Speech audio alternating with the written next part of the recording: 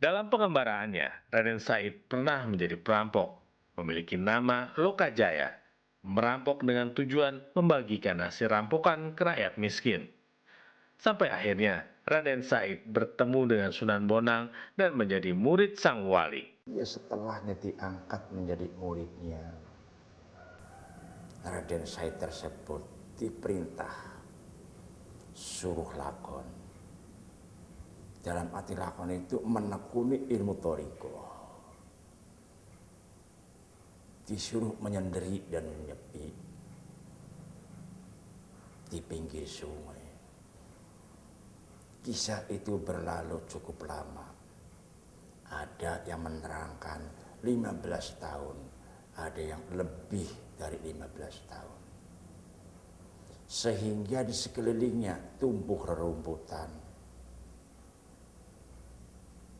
Setelah berjalan sekian lama, lebih kurangnya 15 tahun, sang guru baru ingat bahwa aku menugaskan seorang murid yang disuruh duduk di tanggul kali atau di pinggir sungai, yang konon cerita sekarang dimakan kali Jogo.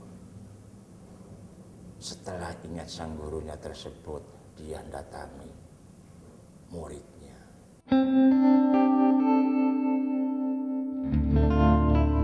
Tak hanya Sunan Bonang, wali lainnya pun menjadi guru bagi Raden Said. Raden Said atau Sunan Kalijaga merupakan seni budaya dalam menyiarkan agama Islam. Budaya itulah yang dilakukan oleh Sunan Kalijogo karena beliau menyadari ya, manusia ini kan sebenarnya ketika berada di suatu tempat dan dilahirkan berkembang di tempat itu ya, maka manusia tidak bisa lepas dari keadaan budaya maupun adat istiadatnya.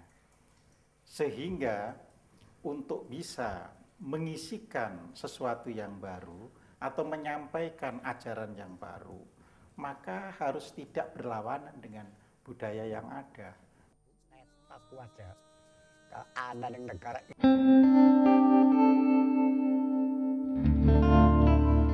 Namun cara yang digunakan Sunan Kalijaga dalam menyampaikan ajarannya mendapat pertentangan dari wali lainnya. Jadi dia membawakan Islam yang murni ya. Misalnya ketika dia pernah berselisih paham dengan Sunan Kalijaga ya, terkait dengan pewayangan ya. Jadi pada saat mau meresmikan masjid di Demak itu kan Sunan Kalijaga akan menggelar pertunjukan wayang. Akan tetapi saat itu ditentang oleh Sunan Giri karena Sunan Giri menganggap bahwa gambar manusia itu tidak boleh. Akhirnya dengan cara yang cukup bagus Sunan Kalijaga juga memahami. Akhirnya merubah gambar wayang yang wayang beber ya, yang seperti manusia itu dengan wayang yang seperti sekarang ini. Kalau zaman sekarang tentunya ada yang kontra dan ada yang pro. Apalagi Mbah Sunan Kalijogo sebagai penyebar agama Islam dan orangnya cukup sopan, rendah. Jadi istilah kalau zaman sekarang nggak ada yang nggak suka sama Mbah Sunan Kalijaga. Anda kata zaman sekarang beliau itu masih hidup. Jadi walhasil budi pekertinya itu sangat terlihat sekali.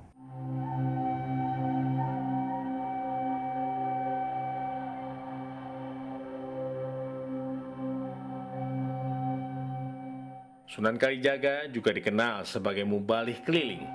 Ajarannya tidak hanya di Pulau Jawa, namun hingga ke negeri seberang.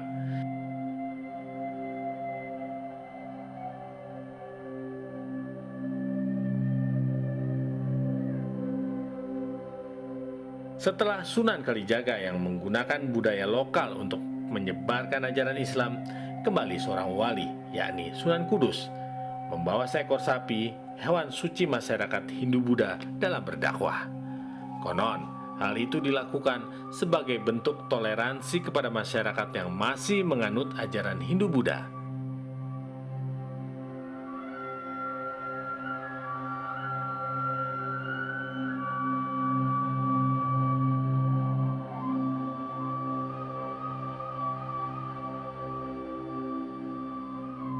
Sebuah versi sejarah menyebutkan, sebelum banyak berdakwah, Sunan Kudus atau Jafar Shodiq merupakan panglima perang Kerajaan Demak. Posisi itu diberikan Raden Fatah karena untuk menggantikan posisi sang ayah, Sunan Ngudung, yang merupakan panglima perang Kerajaan Demak.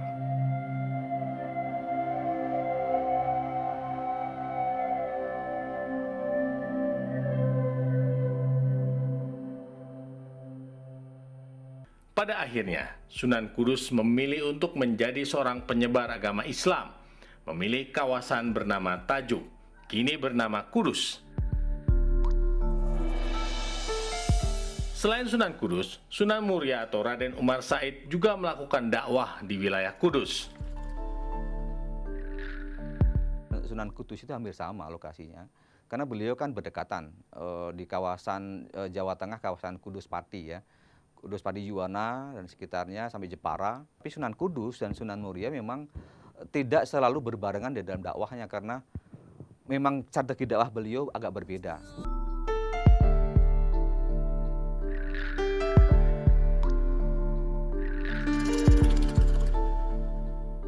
Sunan Muria memilih daerah terpencil jauh dari pusat kota untuk menyebarkan Islam.